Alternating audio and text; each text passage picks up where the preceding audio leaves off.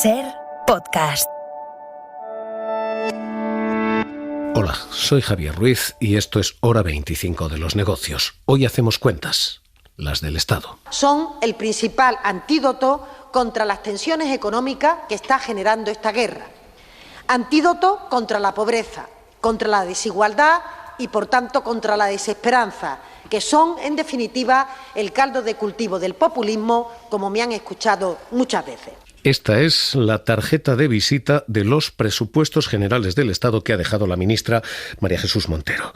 Básicamente, hoy se cuenta cómo ingresamos y cómo gastamos. Hoy los dos lados del balance. Así que hoy vamos a leer esos presupuestos de la Casa España como los de cualquier casa, analizando ingresos y analizando gastos. Les adelanto, en los ingresos, una subida muy importante, porque la inflación efectivamente engorda los ingresos del Estado y lo hace mucho, más de un 7%.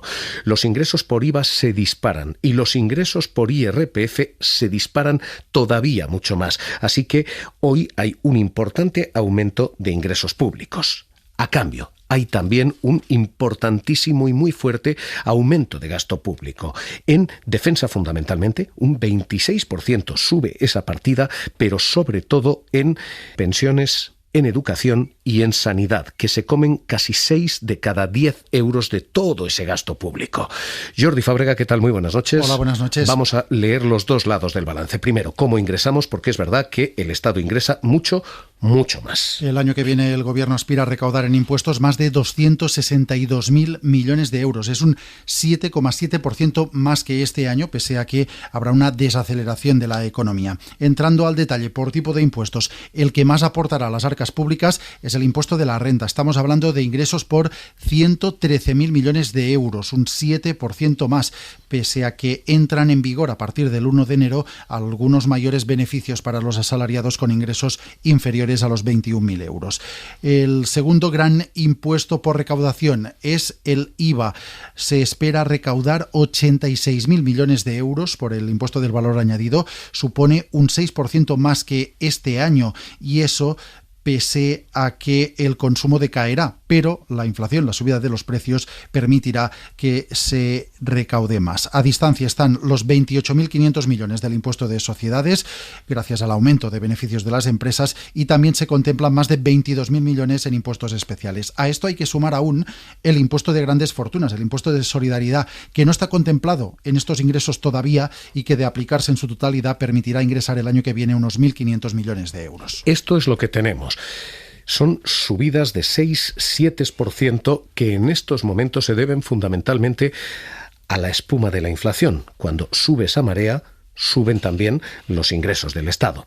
A cambio, suben y eso permite pagar los gastos del Estado. Y los gastos se disparan y mucho, especialmente en pensiones, porque la subida de las pensiones va a empatar la subida de los precios, también en subida de salarios públicos y un gasto que se dispara notablemente, que es el de defensa, más del 26%. Jordi, hemos visto ingresos, así que veamos gastos. La mayor partida de gasto es, como dices, la de pagar las pensiones, que se lleva 190.000 millones de euros. Estamos hablando del 42% del presupuesto se va a pagar las pensiones, seguido a años luz por los intereses de la deuda, que siguen siendo la segunda gran partida, suman un 7% del total. Estamos hablando de algo más de 30.000 millones de euros en un momento de subida de los tipos de interés. Con estas dos partidas ya nos hemos comido la mitad del presupuesto. Del resto, para el año que viene hay algunas apuestas claras. Una es el gasto social, con incrementos del gasto, por ejemplo, en sanidad y en educación, que crecen más de un 6,5%.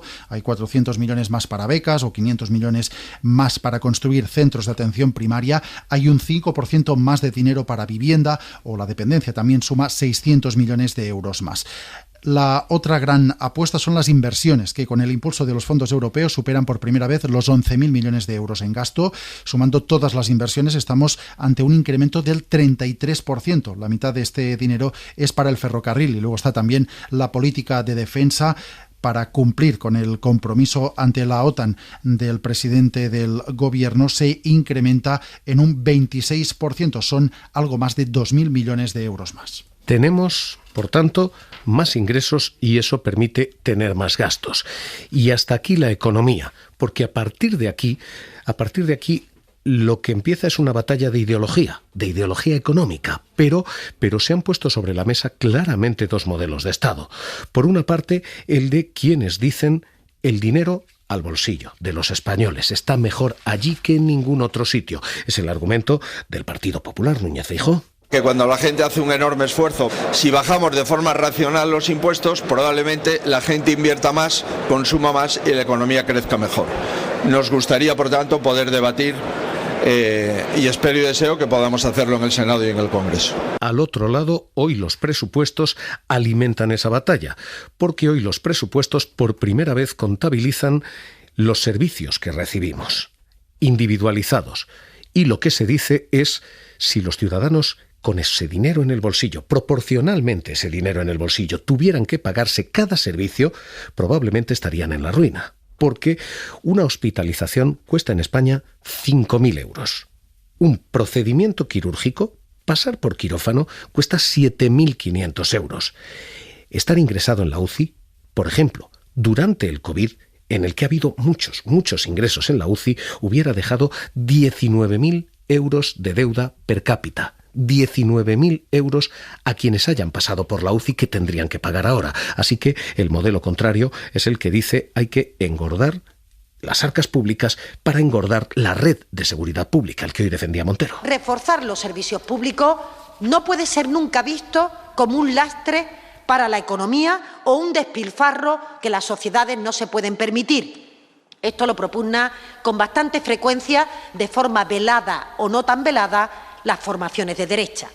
Los servicios públicos para nosotros son la garantía de derechos ciudadanos, son parte del dinamismo económico, son motor de empleo, directo e indirecto, y son tractores de innovación. Y, por tanto, actúan como un importante factor de renta indirecta para los hogares, contribuyendo a liberar parte de las economías domésticas en un momento tan complejo como el actual. Y esta es la clave hoy de diferencia de Estado. ¿Quién apuesta por un modelo económico y quién apuesta por otro? Hoy se ha hecho en cuentas públicas por primera vez el ejercicio de poner en precio y en valor cada servicio público.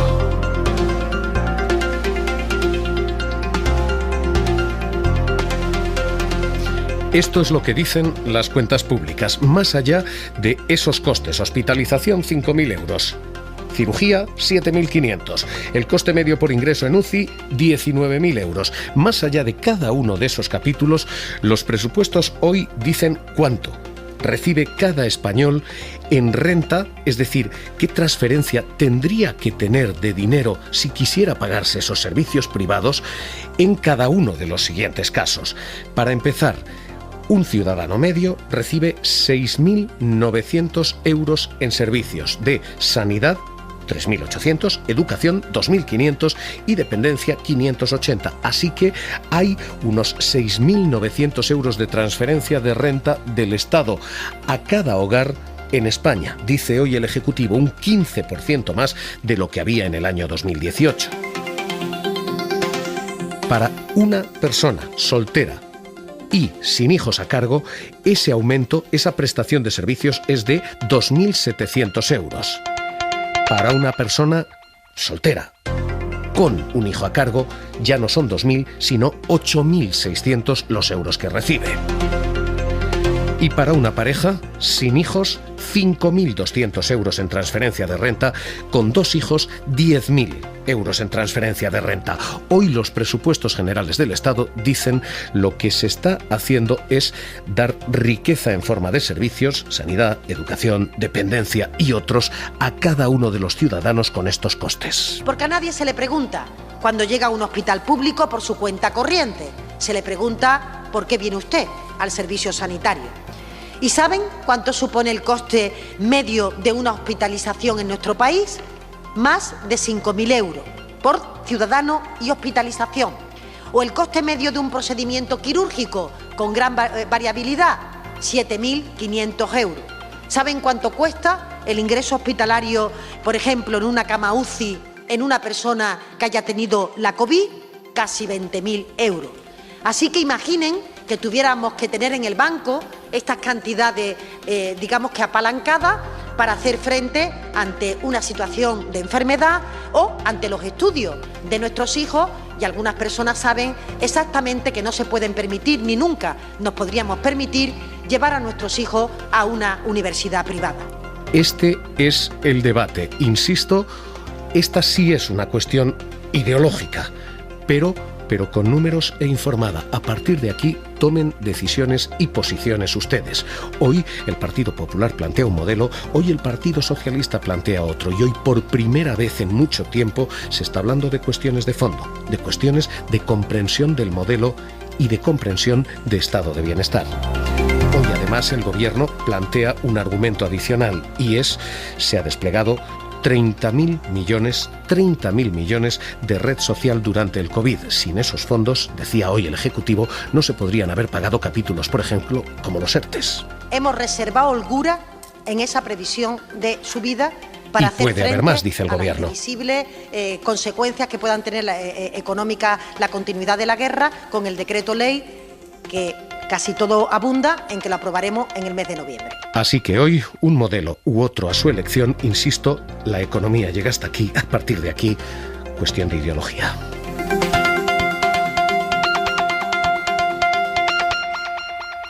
Y a todo esto, una clave más. Todas estas cuentas que acabamos de contarle y todos estos números que acaban de construirse se construyen sobre una base. Esa base es lo que se conoce como cuadro macro, las previsiones de hacia dónde va la economía. Y en esto el Gobierno se ha quedado solo. El optimismo del Gobierno es limitado, pero es muy superior al del resto de jugadores. El Ejecutivo plantea un crecimiento que va a superar el 2% el año que viene. Eso significa que crecemos un 4,4 este año y un 2,1 el que viene. Prácticamente la mitad. Pero pese a eso, esa estimación que hacía Nadia Calviño. Por el momento no hay síntomas de desaceleración económica. En el último año se han creado en España más de 1 millón de puestos de trabajo indefinidos.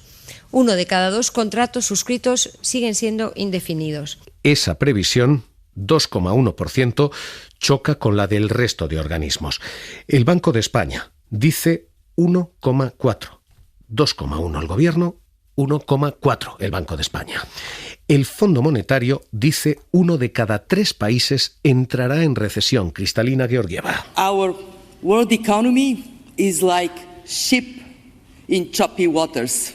Diciendo que la economía mundial es como un barco en aguas turbulentas y que 1 de cada 3 países va a caer en números rojos.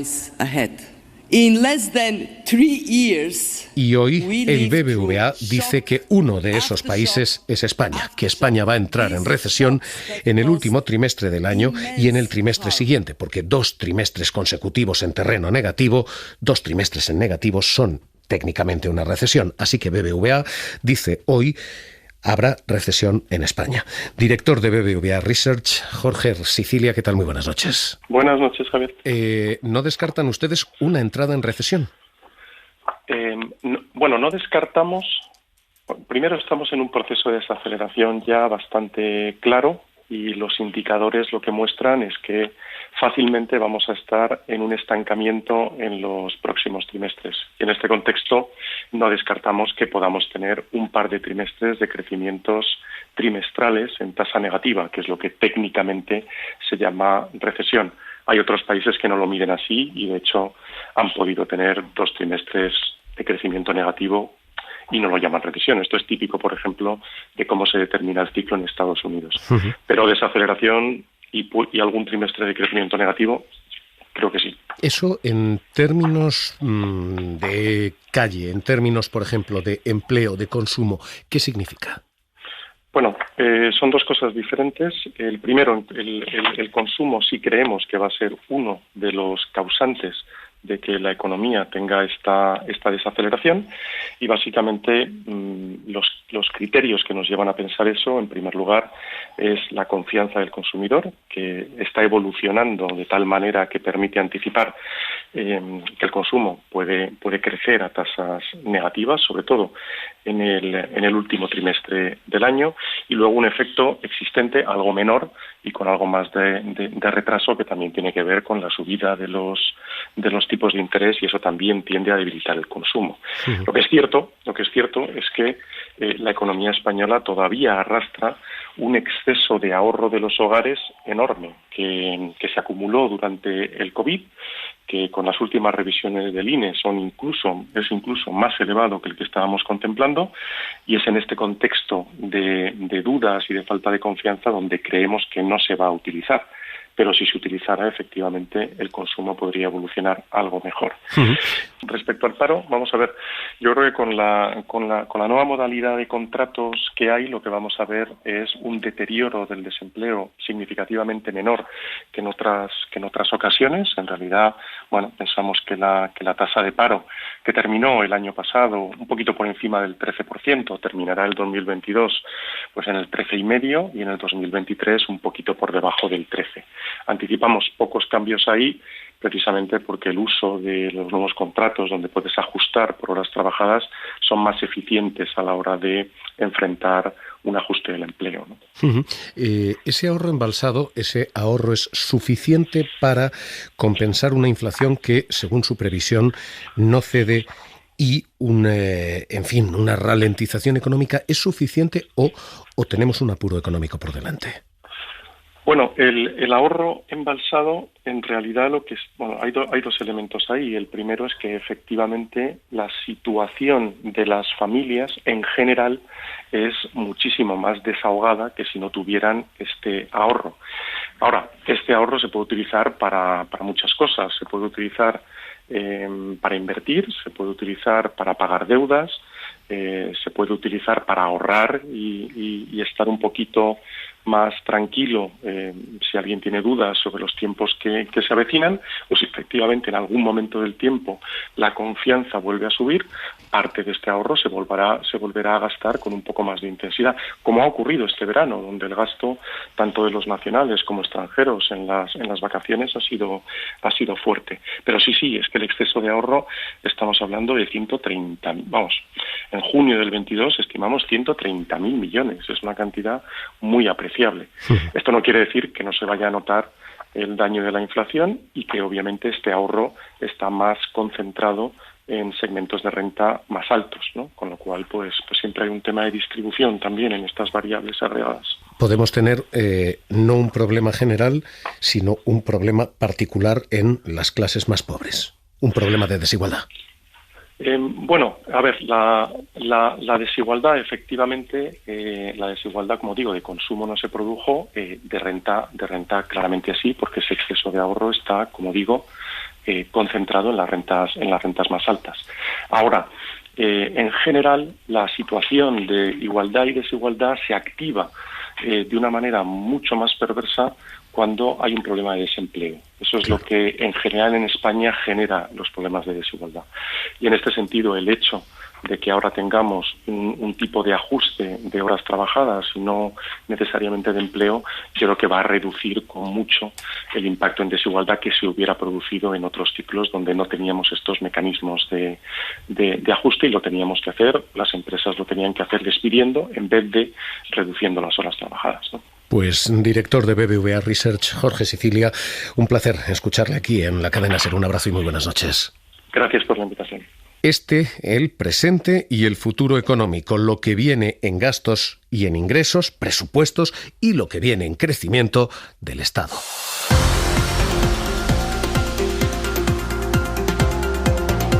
Suscríbete a Hora 25 de los negocios. Todos los episodios y contenidos adicionales en la app de Cadena SER y en nuestros canales de Apple Podcast, Spotify, iVoox, Google Podcast y YouTube.